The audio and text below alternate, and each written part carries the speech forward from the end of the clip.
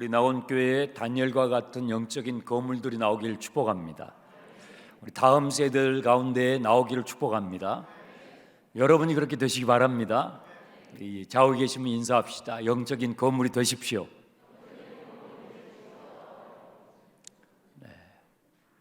세상에서 큰 돈 버는 거부나 재벌이나 우리가 정치하는 사람은 아니지만 예수 믿는 사람이니까 다니엘과 같은 인물을 보면은 부러움이 되는 거죠. 이 7장은 다니엘서의 전반부가 끝나고 이제 후반부로 가는 그 징검다리입니다. 1장부터 6장까지가 다니엘서의 전반부가 되겠고요. 7장부터 12장까지가 후반부예요. 보시는 바와 같이 여러분들이 그 출애굽기도 보시지만 출애굽기에도 전반부와 하반부가 있는데요. 대개 보면 우리가 성경을 읽을 때 전반부를 읽어요. 그래서 출애굽기의 전반부만 읽게 되면 1장부터 시내산에 도착이 전까지 내용이 전반부인데 거기는 막 흥미진진한 게 많아요. 홍해가 갈라지고요, 애굽의 군대가 수장되고 막 반석이 터지고 이런 얘기들이 나오잖아요. 그러니까 막 재밌어요. 교육 목장에서도 교회 학교에서도 이 부분을 많이 설교하죠. 그런데 출애굽기 후반부인 시내산에서 하나님을 만나고 하나님과 언약을 맺고 성막을 짓는 이것이 출애굽기의 사실 하이라이트예요. 후반부를 읽지 않으면 전반부는 무슨 얘기가 되냐면 모세의 영웅담이 돼버려요. 모세의 성공담이 돼버려요. 여러분, 성경은 영웅의 이야기가 아니에요. 성경은 인간을 막 높이고 그런 책이 아니에요. 성경은 복음이 담겨 있는데요. 아멘 합시다. 복음과 종교가 달라요. 종교가 많잖아요. 그러면 세상에 있는 종교, 그 종교들이 말하는 것과 성경이 우리에게 제시해주고 있는 주는 복음이 뭐냐면, 복음은요, 나를 향한 하나님의 열정이에요. 인간을 향한 하나님의 열심, 인간을 향한 하나님의 불타는 사랑이 복음이에요. 그런데 종교는 뭐냐면요, 신을 향한 인간의 열심, 반대라고요. 신을 향한 인간의 열심, 얼마나 열심인지 아세요? 여러분, 불교 신자들, 여러분 이슬람 신자들이요, 하루에 6번씩 기도해요. 하루에 6번씩. 차를 타고 가다가도 그 정해진 시간이 되면요, 차 파킹을 하고 카페트 깔고요, 길거리에서 엎드려서 절을 하는 사람들이 이슬람서 하루에 6번씩 기도해요. 그 종교적인 열심 보세요. 우리하고 비교가 안 돼요. 그러면 그 열심은 우리가 못 따라가는데 차이가 뭐냐고요? 성경이 말씀하는 복음은 나를 향한 하나님의 열심이에요. 놀라운 사랑이죠. 그 사랑 앞에 굴복하는 거죠. 그게 십자가죠. 근데 종교는 뭐냐면, 종교는 신을 향한 하나님의, 신을 향한 인간의 열정이라니까요. 힌두교 사람들, 모슬렘 사람들, 불교 사람들, 샤머니즘도요. 얼마나 지성을 드립니까? 그 지성으로 따지면요, 우리가 못 따라가요. 우리 50일 기도하지만 그거하고 모슬렘 사람들의 열심 못 따라가요. 그럼에도 불구하고 성경이 복음이라고 이야기하는 것은 우리가 하나님을 향한 열정이 아니에요. 우리와 같은 인간을 향한 하나님의 놀라운 열정, 불타는 사랑, 그것이 복음이죠. 그래서 성경을 읽을 때요, 전반부만 읽게 되면 인간의 초점이 맞춰진 인간의 영웅담, 모세 대단하네, 모세 대단하네. 그러면 어떻게 되냐면요, 전반부만 읽게 되면 여러분들은 출애굽기 읽을 때 열등감 들어요. 왜? 나는 모세처럼 못하거든요. 그게 핵심이 아니에요. 뒷부분이지, 뒷부분. 하나님이 찾아오시잖아요. 하나님이 이스라엘 백성에서 찾아오시잖아요. 문제투성이에요. 노예 근성에 찌들려져 있는. 근데 그들에게 찾아오셔서 성막을 지으시고 함께 사시잖아요. 그게 복음이에요. 저와 여러분을 향한 하나님의 열심이요. 그 열정 때문에 우리가 희망을 얻고 또 희망을 얻는 거예요. 다니엘서도요, 전반부와 하반부가 있는데 교회학교 교육목장에 우리 아이들이 선생님들에게 여러분들이 전반부 얘기를 많이 들어요. 사자굴에 들어간 다니엘의 이야기, 풀무불에 들어갔다가 나온 친구들의 이야기, 다 그 이야기를 많이 들어요. 다니엘서 하면 그 전반부 앞부분이 전부인 줄 알아요. 그런데 오늘 7장부터 12장까지를 읽질 않아요. 7장부터 12장까지 읽어야 다니엘서는 인간의 이야기, 성공담, 영웅담이 아니 되는 거예요. 복음이 될 수가 있는데 앞부분만 읽게 되면 인간의 성공담이 되고 이렇게 했더니 다니엘이 총리가 됐대. 우리도 총리하자. 그러면 우리는 열등감에 빠지게 돼요. 아니, 우리나라의 총리가 한 명이잖아요. 그러면 다니엘서 읽을 때마다 우리는 열등감 갖게 되고 의기소침해지고 이게 하나님 믿는다는 게 뭐지? 이렇게 돼버려요. 그게 아니에요. 그래서 성경을 처음부터 끝까지 다 읽어야 돼요. 전반만 읽으면 안 되고 후반부를 같이 읽어야 전반부에 진짜 이 다니엘이 왜 그렇게 살았는지, 그런 라이프 스타일을 살았는지에 대한 그 의미가 분명하게 드러나게 되는 것이죠. 계속 띄워주세요. 전반부, 하반부. 이 전반부, 하반부의 특징을 제가 조금 몇 가지를 설명을 할게요.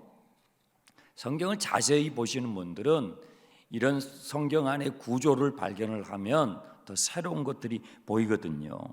1장부터 6장까지는 다니엘이 왕들의 꿈과 환상을 해석하는 내용들이죠. 그렇죠? 느부갓네살 왕이 꿈을 꿨어요.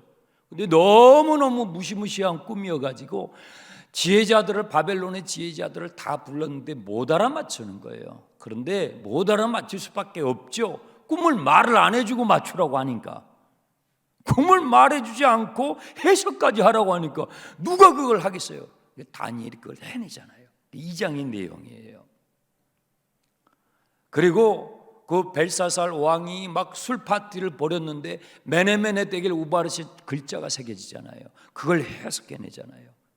왕들의 꿈과 환상을 해석해내는 내용이 1장부터 6장까지의 내용이면 다니엘서 하반부 7장부터 12장까지는요 왕들의 꿈과 환상을 해석하는 것이 아니라 이 후반부는 다니엘이 직접 꾸는 꿈과 보는 환상을 설명하는 거예요. 그 차이를 아시겠죠? 그리고 1장부터 6장까지는 왕들의 꿈과 환상을 다니엘이 다 해석해내요. 바벨론의 지혜자들은 아무도 해석하지 못하는데 다니엘이 그 자리에 있으면 다 해석해내요. 그런데 7장부터 12장까지는 다니엘이 직접 자기가 꾸는 꿈과 환상인데요, 특이한 게 있어요. 다니엘이 해석을 못해요.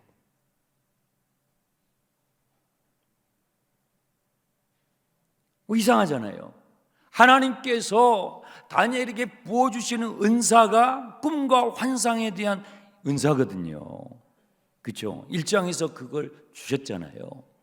그래서 1장부터 6장까지는 왕들의 그 꿈과 환상을 거침없이 막힘없이 다 해석해내요.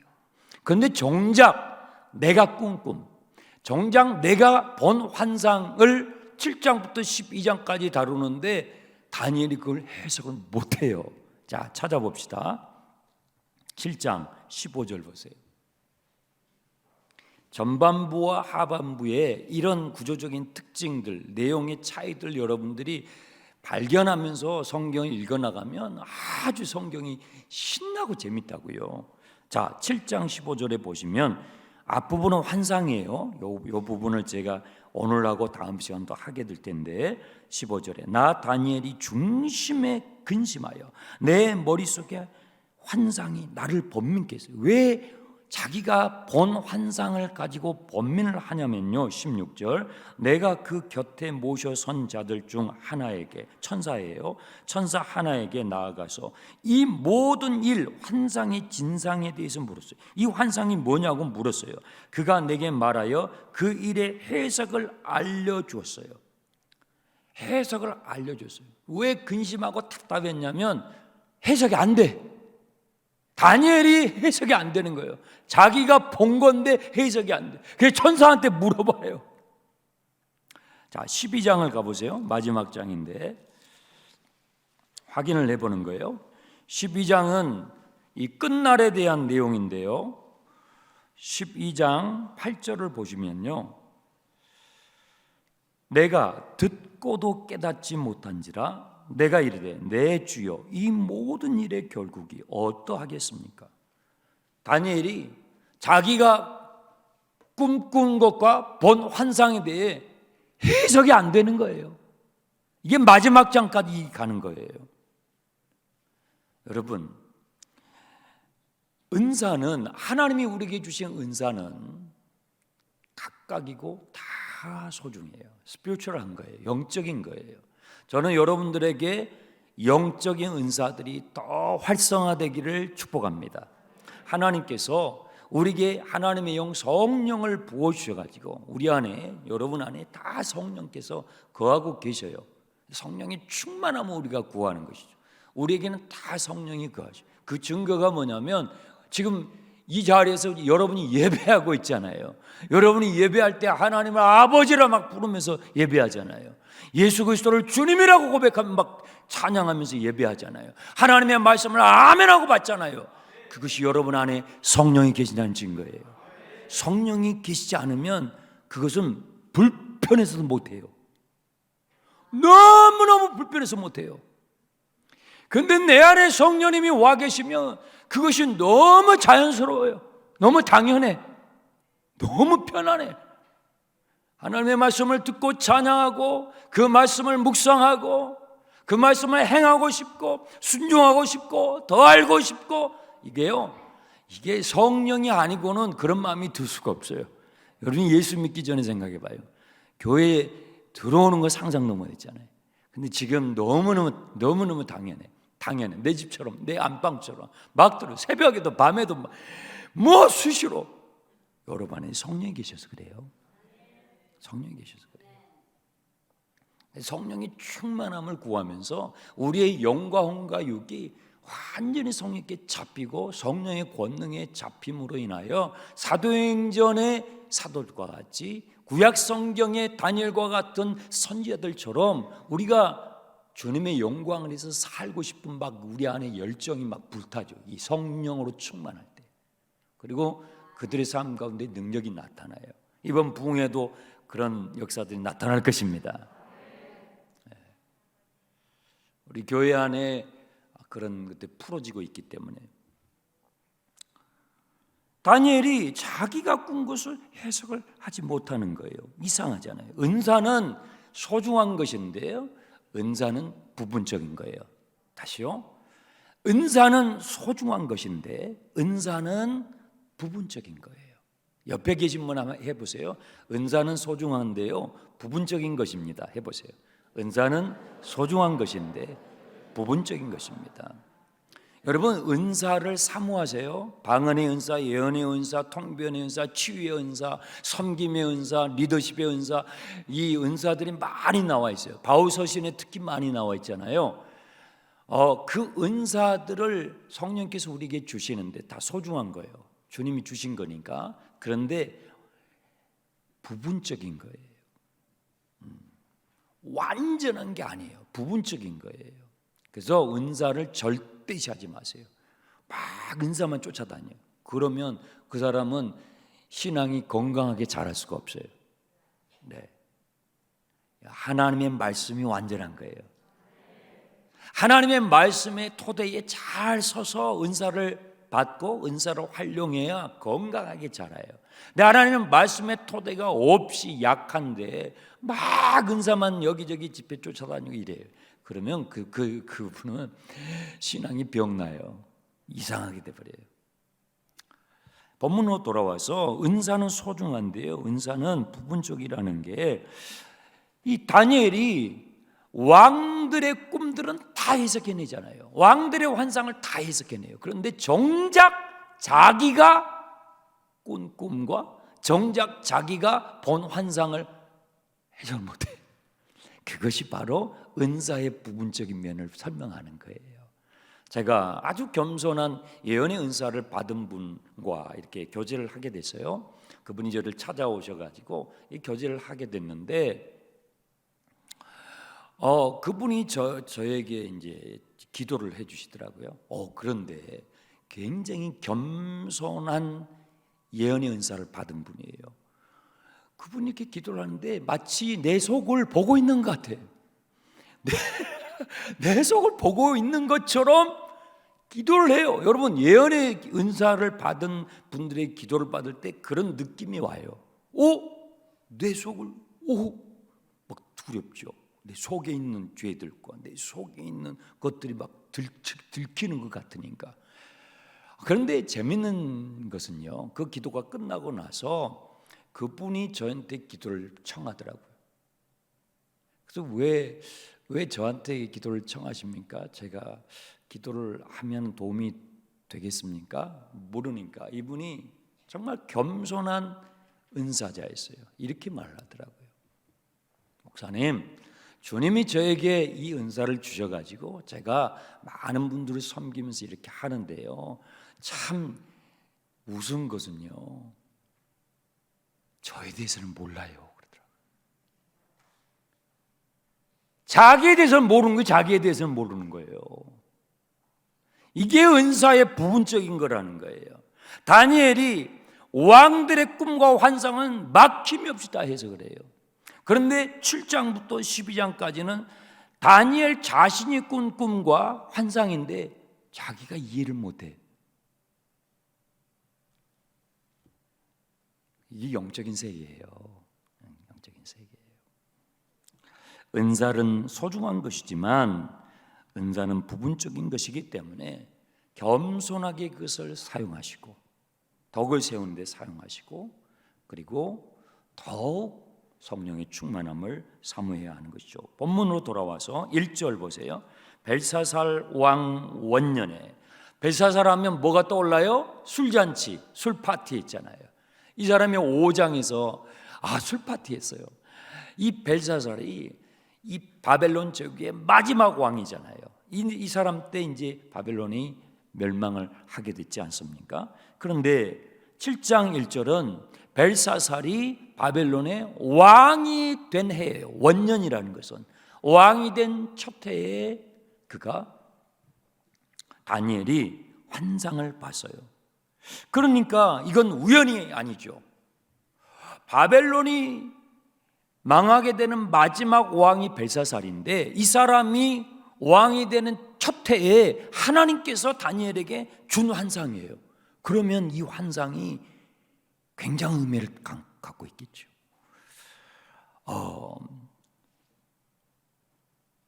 1절에 잠을 자다가 꿈을 꿨어요. 꿈을 꾸면서 꿈속에서 환상을 본 거예요. 이 환상을 비전이라고 그래요. 이 비전을 우리말 성경으로 번역하면서 환상이라고 하는데 무엇을 봤냐면, 자 2절 보세요. 다니엘이 무엇을 봤냐면 하늘에서 사방에 바람이 확 불어오는 거예요. 여기엔 네 바람인데 동서남북 사방에서 하늘에 바람이 확 불어와가지고 어디로 가냐면 큰 바다로 이 바람이 가가지고 바다를 딱 치니까 이 바다가 막 그냥 뭘로 저은 것처럼 요동을 하는 거예요, 바다가. 그런데 그 바다에서 짐승 넷이 나오는 거예요. 여러분, 바다에서 뭐가 나와야 돼요? 상어가 나오든지 고래가 나오든지 홍어가 나오든지. 이 바다에서 바다가 요동을 찌면 물고기가 나와야 되잖아요. 물고기가 나와야 되는데 이 환상이에요. 환상 가운데 큰 짐승이, 네 짐승이 나오는 거예요. 그런데 이 짐승이 차례차례 첫 번째 짐승, 두 번째, 세 번째, 네 번째 짐승 차례차례 나오는데 이 짐승들은 다니엘이 여태 봤던 짐승들이 아니에요. 희한해요. 첫 번째 짐승은 3절 4절 큰 짐승 넷이 바다에서 나왔는데 그 모양이 각각 다르더라. 첫째는 사자와 같은데 사자가 아니고 사자와 같은데 독수리 날개가 있어요. 사진을 보세요. 사자 같은데 사자가 아니고 사자에서 독수리 날개가 같이 있어요. 왜 안 보여줘요? 저걸 이 말씀을 이제 그린 거예요. 저렇게 본 거예요. 사자 같은데 사자 모양이죠. 그런데 일반 사자는 날개가 없잖아요. 사자에 날개가 붙어 있어요. 여러분 사자가 얼마나 용맹스러워요. 사자가 얼마나 용맹스러워요. 그런데 그 사자에게 날개까지 붙어 있어요. 그러니까 얼마나 강력하겠냐고. 이 짐승이 강력하죠. 그런데 다니엘이 이 사자 같은 이 짐승을 보고 있으니까 어떻게 됐냐면 보세요. 두 날개가 뽑혔어요. 날개가 뽑히고 땅에 들려서 사자가 다리가 4개인데 들려가지고 두 다리로 꼿꼿이 서 있어요. 그리고 사자의 이 야수의 마음이 아니라 사람의 마음. 이게 뭐냐면요. 이제 이 네 짐승들은 뭘 의미하냐면 17절에 해석이 나오는데요. 17절을 참고하시면 이 네 큰 짐승은 뭐라고 그랬어요? 세상에 일어날 네 왕이다 이렇게 되어 있어요. 세상에 일어날 나라의 그 대표하는 왕들이에요. 저 사자 같은 짐승은요. 지금 벨사살 왕 원년 때라고 그랬잖아요. 바벨론이에요. 바벨론의 왕이에요. 그런데 벨사살 왕 때의 환상이기 때문에 지금 바벨론이 떠오르는 파워예요, 지는 파워예요. 지고 있잖아요. 벨사살이 마지막 왕이라고 바벨론이. 그래서 저 사자 같은 짐승은 쇠약해져가는 바벨론을 말하는 거예요.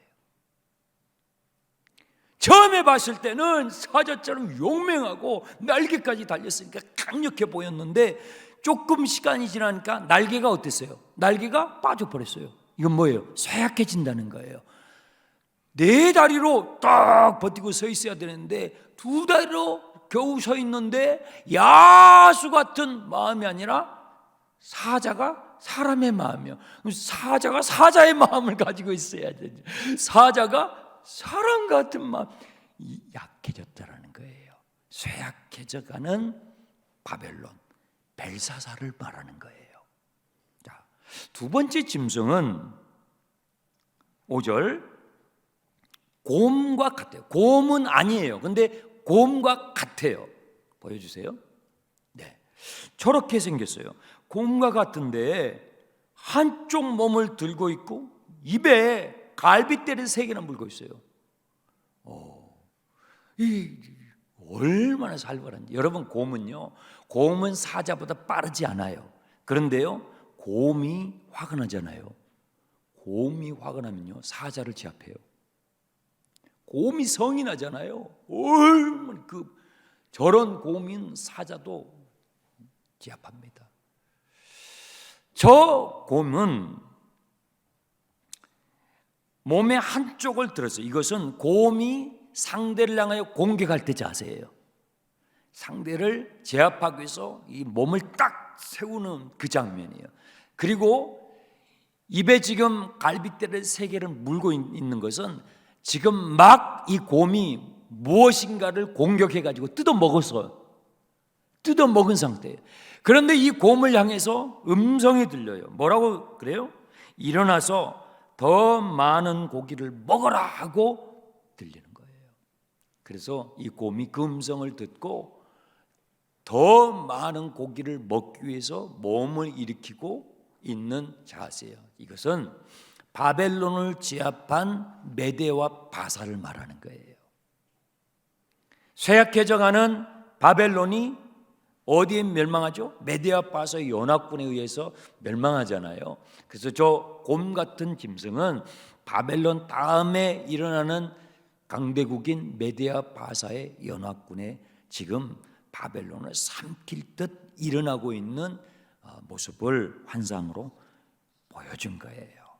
세 번째 짐승은요 6절인데 그 후에 내가 또 본즉 다른 짐승 곧 표범과 같은, 표범이 아니고 표범과 같은이에요.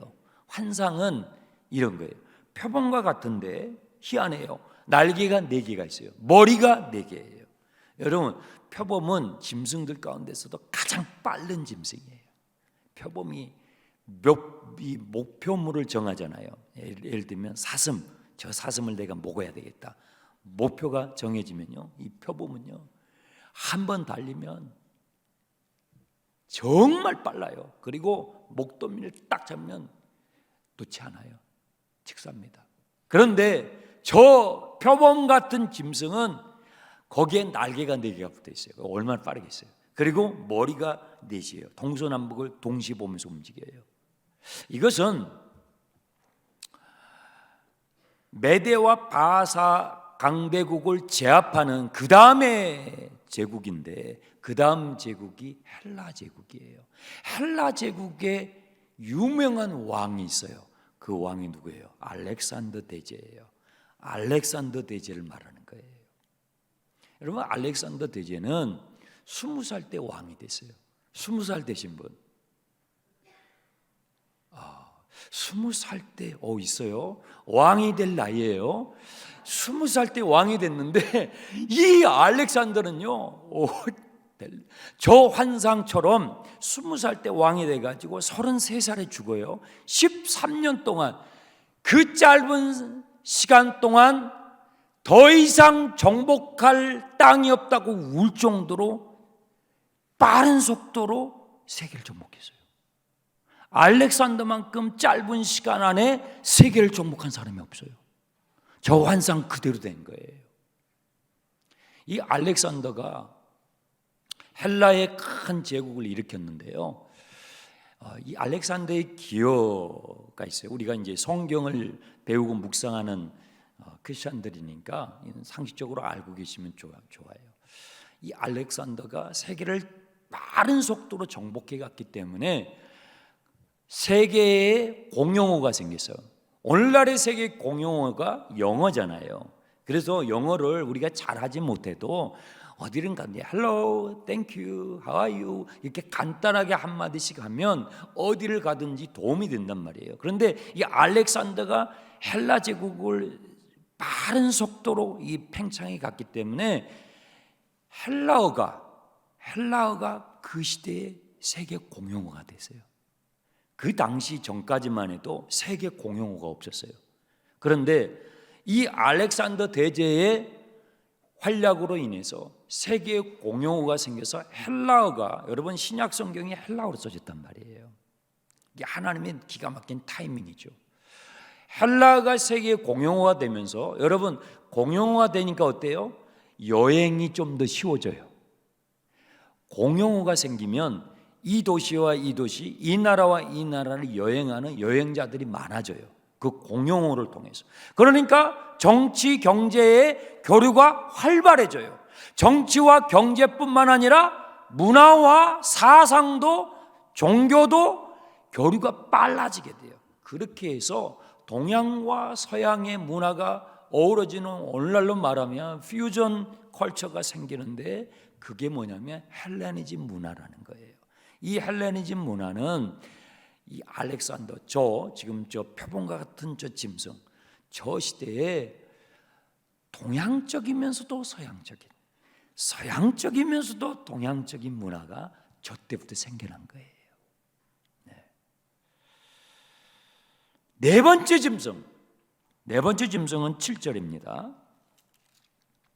내가 밤 환상 가운데 그 다음에 본 네 번째 짐승은요 사자나 곰이나 표범이 없어요. 그런 걸로 묘사를 못해요. 세 가지 형용사를 가지고 이 네 번째 짐승을 묘사를 하는데요. 첫 번째, 무섭고 놀랍고 매우 강력해요. 근데 이 세상에서 다니엘이 봤던 그 어떤 짐승으로도 설명할 수가 없는 짐승이에요. 그러니까 괴물이에요. 괴물. 이 네 번째 짐승에는 쇠로 된 이빨이 있어요. 이 쇠로 된 이빨로 아그작 잡히는 것마다 막 깨물어 씹으러 먹었는데, 그 나머지를 버리는 게 아니라 발로 또 그냥 다 짓이겨가지고 박살내는 너무나 흉측하고 무서운 짐승이 네 번째 짐승이에요. 저렇게 생겼어요. 성경을 묵상하면서 그린 거예요. 이 네 번째 짐승은 지상에서 다니엘이 봤던 그 어떤 짐승으로 묘사할 수가 없었어요. 그래서 형용사로 설명했고, 뿔이 10개가 있어요. 뿔이 10개가 있는데, 여러분 지상에 뿔이 10개가 있는 짐승이 없잖아요. 그럼 너무 무서운 거예요. 그래서 저 뿔 10개를 주목해서 보는데, 거기에 8절, 그 뿔을 유심히 보는데 11번째 뿔이 하나 툭 튀어나오는 거예요. 그 11번째 작은 뿔이 나오면서 기존에 있었던 3개의 뿔을 뿌리째 뽑아버리는 거예요. 그런데 11번째에 나왔던 뿔은 희한하게 그냥 뿔만 있는 게 아니라 그 뿔에 사람이 눈 같은 게 있는 거예요. 이게 환상이에요. 환상. 그리고 사람이 입 같은 게 있는데 그 입이 무슨 말을 해요? 큰 말을 해요. 이 큰 말은 뭐냐면 자기가 이 세상의 주인이 된 것이냐, 내가 이 세상의 주인이야, 이 세상의 주인인 것처럼 아주 위세를 하면서 하는 그 장면을 본 것이에요. 저 짐승은, 네 번째 짐승은 헬라 제국을 무너뜨렸던 그 다음 제국이 있는데 로마 제국을 말하는 거예요. 지금 다니엘은 바벨론 제국의 마지막 왕인 벨사살이 등극한 원년에 하나님께서 주신 이 비전을 본 거예요. 그리고 그 다음에 일어나는 이 세계의 세상을 주무럭거리는 호령하는 거대한 강대국의 흥망성쇠를 하나님께서 보여주신 거예요. 자, 우리가 좀 생각해 볼 부분, 왜 짐승으로 비유했냐 이 말. 사람이잖아요. 그 시대를, 한 시대를 아우르는 거대한 강대국의 왕, 사람을 왜 짐승으로 하나님께서 보여주셨느냐.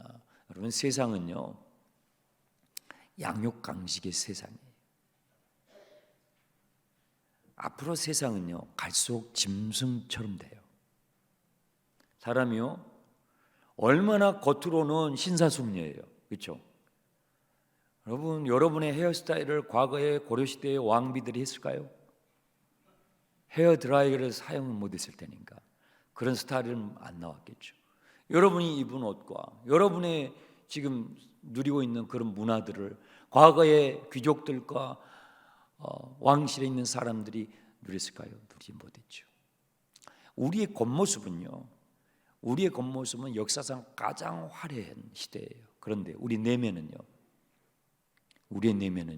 점점점 짐승화돼요. 겉은 사람인데 우리의 내면은, 여러분 우리나라도 이제 마약 청정국이 아닌 거 아시죠? 점점 내면은 황폐하게 되고 내면은 괴물처럼 돼가요. 내면은 짐승처럼 돼가요. 그 한 시대를 주물럭거리는 그 강대국의 리더를 짐승으로, 무시무시한 짐승으로 보여주는 것은 앞으로의 시대의 흐름을 보여주는 거예요. 이와 같이 되어질 것을 보여주시는 것이죠.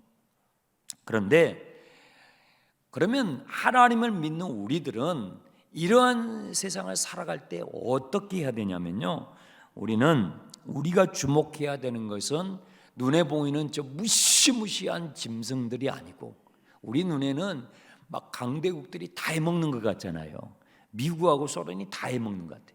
중국이 다 해먹는 것 같아. 그리고 또 막 그 미국하고 중국하고 외무부 장관이 회담 하는데 또 이 막 스파이 위성을 쏴가지고 지금 또 회담이 결렬되고, 이 뭐예요? 총만 안 쐈지 전쟁하는 거예요. 총만 안 쐈지 지금 전쟁이 어마어마한 전쟁을 하고 있잖아요. 우리의 눈에는 강대국들이 세계를 좌지우지하고 있는 것 같아요. 우리의 눈에 저 사자 같은, 곰과 같은, 표범과 같은, 괴물과 같은 저들이 다 있는 것 같아요. 그런데 우리 믿는 하나님의 백성들은 우리가 주목해야 되는 것은 그런 것들이 아니에요. 그런 것들을 우리가 바라보면 우리는 낙심하게 되고 이 세상 가운데서 표류할 수밖에 없어요. 그럼 우리는 뭘 봐야 되냐면요, 9절이에요. 9절을 보세요. 9절. 우리는 이 9절을 봐야 돼요. 시작. 내가 보니 왕자가 놓이고 옛적부터 항상 계신 이가 좌정하셨는데 그의 옷은 희기가 눈 같고 그의 머리털은 깨끗한 양의 털 같고 그의 보좌는 불꽃이요 그의 바퀴는 타오르는 불이며. 우리는요 이 구절을 봐야 되는 거예요. 우리는 1절부터 8절에 있는 세상의 강대국들의 그런 정치와 술수들과 움직임과 활동들을 보면서 막 두려워하면서 어찌할지를 모르는, 우리는요 다니엘처럼 하나님께서 다니엘의 눈을 열어가지고 환상을 보여주시는 거예요. 하늘을 보는 거예요. 여러분, 시대가 어두울수록 하늘을 보세요. 땅을 쳐다보지 말고. 비록 우리가 땅을 딛고 살아가고 있지만, 비록 우리가 땅을 쳐다보면서 땅을 딛고 걸어가면서 살고 있지만 문득문득 하늘을 보셔야 돼요. 아, 하늘을 봤는데 거기 하늘에 보좌가 있는 거예요. 그리고 그 보좌 위에 누가 앉아 계셔요? 하나님을 뭐라고 묘사했어요? 그냥 하나님 이렇게 하지 않고 옛적부터 항상 계신 분, 하나님을 좀 특이하게 설명했어요. 하나님을 옛적부터 항상 계신 분. 자, 여기에 복음이 담겨 있어요.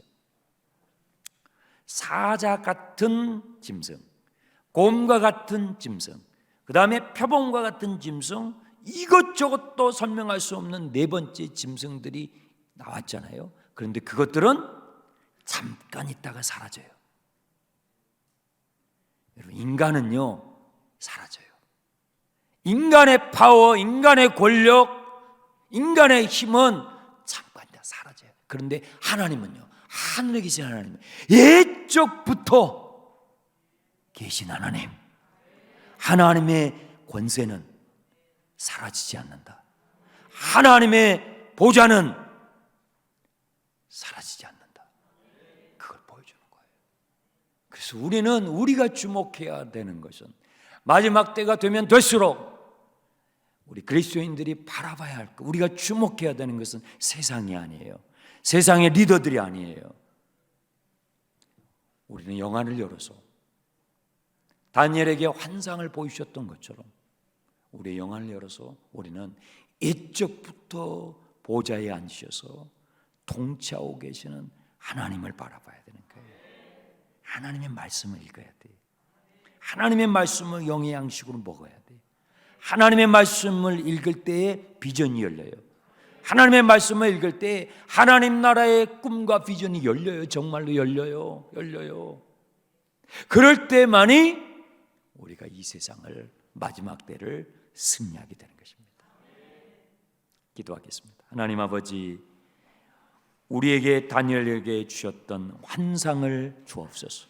비전을 주옵소서. 하나님의 나라를 보게 해 주옵소서.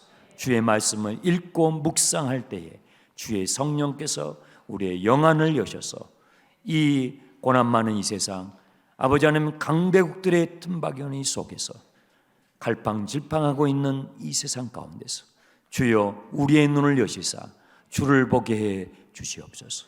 예수 그리스도의 이름으로 기도합나이다. 아멘.